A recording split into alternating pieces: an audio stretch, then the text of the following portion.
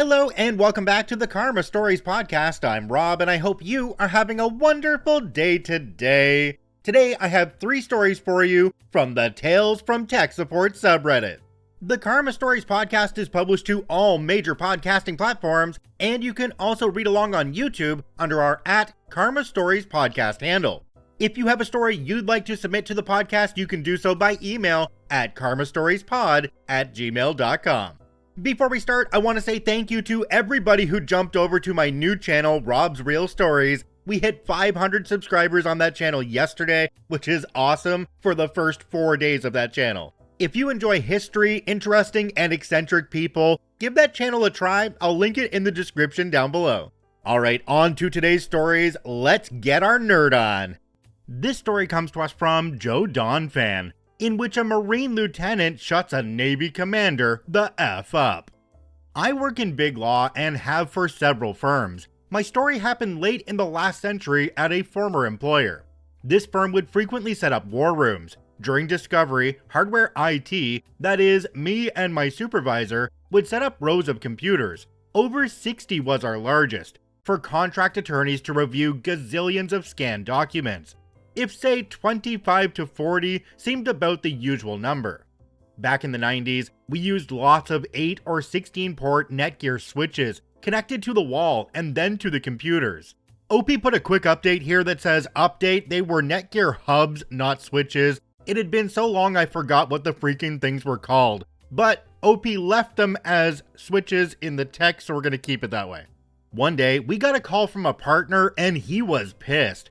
Half of a huge room was down, and they were losing tons of money and time.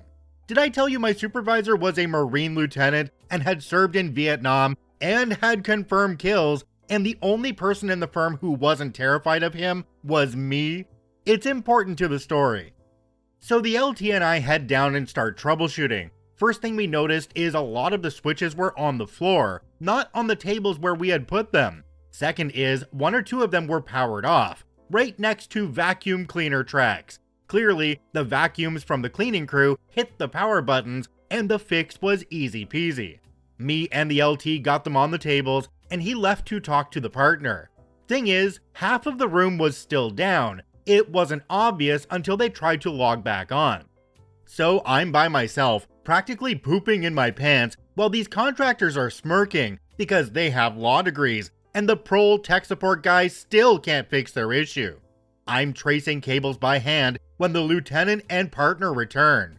The partner got even more pissed. Smoke practically poured from his ears, and he spoke down to the LT.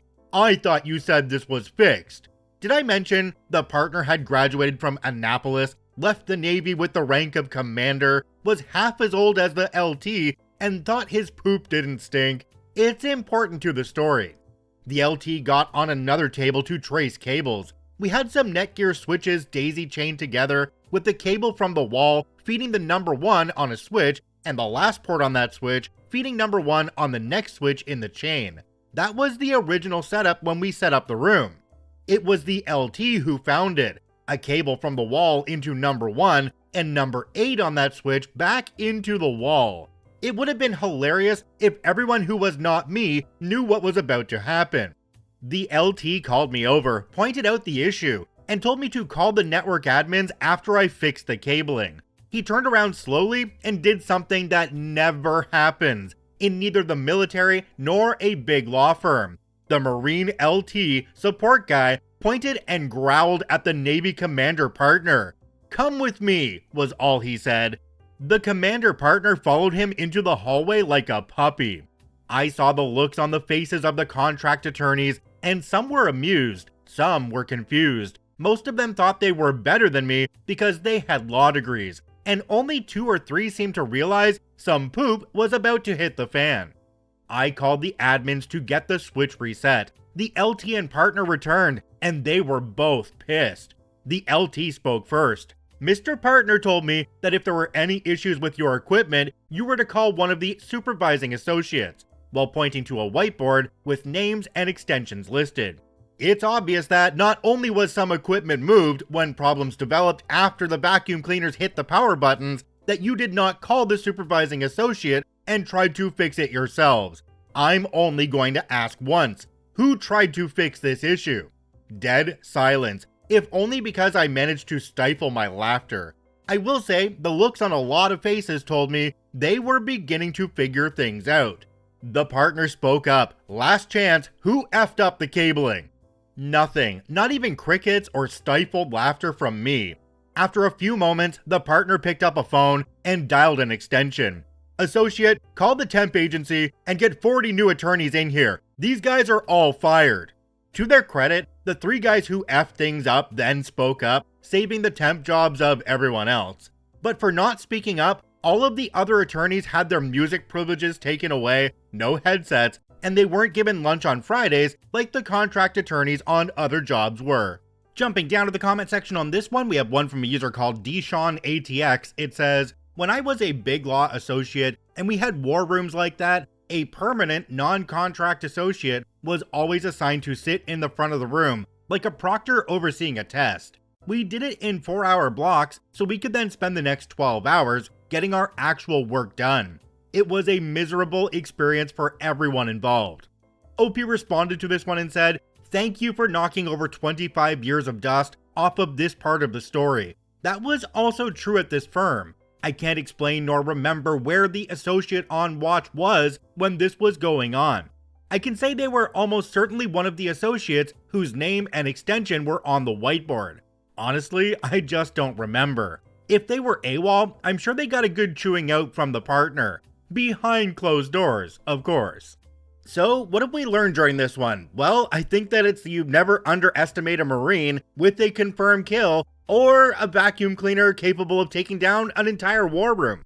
Now, I understand that even when you're out of the military, if you're working somewhere with somebody else who was enlisted, then your rank still matters. But in a case like this, where that person isn't helping the situation, dressing them down, well, that should be just the way it goes. This story comes to us from Jam Hamster. I endured an accidental sweatbox trying to escape a nightmare user. Many years ago, I was a keen, helpful IT guy just starting out in my career. I was a part of a small team of 7 people, all of whom were pretty talented. I didn't understand how talented until I joined a few more companies. Yes, we had many a laugh, but always got the job done, and lots of stories were born. I try to always be friendly and useful and love to help, but there are limits. There was one user from the US that I was asked to look after for the week, and she completely latched onto me. I shall be calling her Mrs. Funny Shoes, a nod to the movie Mimic. This will become important later.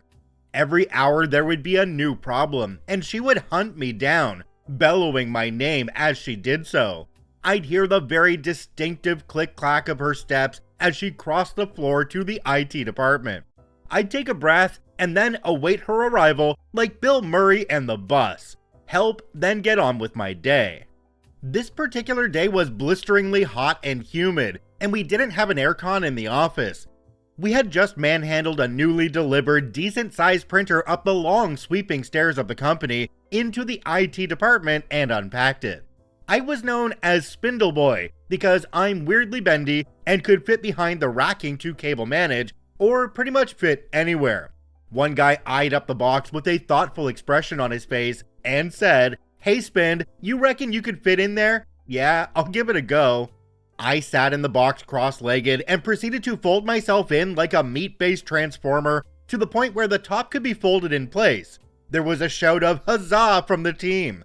I was about to climb out of the box, victory assured, and then I heard it. Clack, clack, clack, clack. "Stuart!"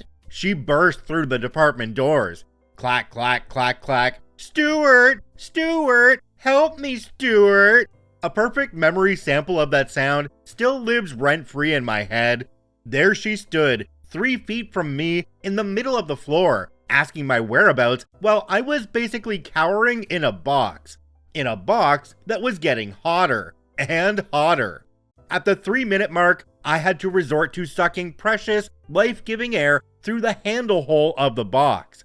At the 7-minute mark, I could hear the tap tap tap as beads of sweat dripped off my nose onto the floor of the box.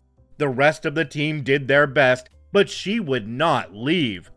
10 minutes in, I started to weigh up my options. I could either live like a prisoner of war inside the box forever, or just stand up and fess up. In the box I stayed. 15 minutes later, I was seriously considering leaping out of the box and singing "Happy Birthday, Mr. President," just to taste precious freedom, when one of the team had the brainwave of moving the printer box into the stock cupboard. I slowly climbed out for precious freedom and cool air. The box floor was soaked, and so was I. The team member looked at the disheveled wreck in front of him, burst out laughing, and then clamped their hand over their mouth with an "oh crap" expression. But it was too late. Clack, clack, clack. "Hey, what's so funny?" This team member was great but had absolutely no guile. He was terrible at lying and keeping a straight face. This is a good thing, usually. I slipped behind the door of the stockroom, expecting him to crumble and get us both busted, but then heard something amazing from the other side of the door. He rattled off a perfect cover story of getting a funny joke by text from a friend, but couldn't share it as it was a bit rude. He apologized for laughing, and she finally left. Luckily, it was near the end of the day, so I spent the last hour hiding in the server room, chugging water, and setting up ISA Server 2000. I'd like to say that I never tried to fit into a box ever again, and that I learned my lesson, but I'd be lying. Jumping down to the comment section on this one, we have one from a user called Hikaru1024. It says, "I've heard of being boxed in before, but never being boxed up. Mrs. Funny Shoes sounds like a nightmare if you were willing to do that for 15 minutes. OP responded and said, "She was pretty painful. I was already in the box when she arrived. It would have been weird to get out, and it would have been weirder over time. I was effed from the start." OP, you missed a golden opportunity here. You could have sprung out of that box and looked really confused, and then gone, "What year is it?" On another note though, being in a company that allows people to walk right into the IT department whenever they want, that's gotta suck. This is why we have ticketing systems, and a prime example of why people should use them. This story comes to us from Bata. "I'm not letting you pay for that." I've got a wholesome one for you all today. I work as an IT consultant Monday to Friday and work at a tech retailer at the weekends as a sales colleague. I am by far the most technical in the store, so whenever I'm on shift, I get the technical questions and issues. The extent of this really isn't technical at all. We're talking basic queries about Wi-Fi extenders, routers, laptops, and simple troubleshooting. This particular instance is regarding a laptop. On the Saturday, an older guy came in looking for a decently powerful laptop to run large spreadsheets. We went through the usual sales process, talked specs, requirements, and general chit-chat. I got to know that he was retired and these spreadsheets were a bit of part-time work he was being given from a friend to get a bit of extra money. We settled on a lovely laptop, somewhere around the £1,000 mark, which was quite pricey for somebody who is supposed to be retired, I thought, but he was very happy with it. He asked about getting the laptop set up, something we charge a staggering £79 for, literally run through the basic out-of-box experience and run updates. I didn't really feel comfortable charging a pensioner so much for such a simple service, so I explained that it's a very simple next, finish exercise, and he should be fine. He agreed and said he'd give it a go himself. The next day he comes back in and finds me specifically and says, "I'm sorry, I couldn't work it out. Can I please pay for that setup?" Looking quite sad and a little embarrassed. I said, "Absolutely not. Take a seat over there and I'll be with you in 2 minutes." I sat with him for the next hour or so, going through his account details, setting up passwords, etc., and just generally made sure he was happy with using the laptop. I've never seen such a drastic change in a person's mood as I did that day. He was delighted and tried to force me to take some money personally as a tip, which I respectfully declined. I just told him that I couldn't in good faith charge him so much money for something that simple, and that I just wanted to know he had everything he needed and was happy with the service. I've done similar things since then for older customers who struggled with the tech, and I don't even hesitate in offering my time to them. I value customer service and caring for those in need far above the profits of a multi-million-pound company. Jumping down to the comment section on this one, we have one from a user called Magic1959. It says, "Be careful not to get caught, but I applaud your behavior. It used to be that making sure the machine had the latest OS, etc. was standard practice. But then someone said, hey, let's charge for that, see what the market will bear. As a now senior citizen, but a tech-savvy one, I say thank you for your attitude." OP responded to this one and said, "Even if I get caught, it's a nothing job that is just for a bit of extra cash. I can easily get something else at the same level of pay, so it's not a big deal if they decide to fire me for it. I doubt they do that though, given that I outperform their full-time staff in my 2-day week." It really is sad that companies want to charge for that experience now of having something working properly when you leave the store. This kind of service that you give to a customer will actually help them be a repeat customer. So why charge them for it? That's not going to make them want to come back. Everything is about profits these days and not so much about customer satisfaction. It really is sad. If you enjoy daily Reddit stories, I encourage you to follow and add us to your favorites on whichever podcasting platform you enjoy the most. And if you're watching and listening on YouTube, please hit that subscribe button and drop a like on the video. It really helps us out. I thank you for watching and listening. I hope you have a wonderful day, and we'll see you tomorrow.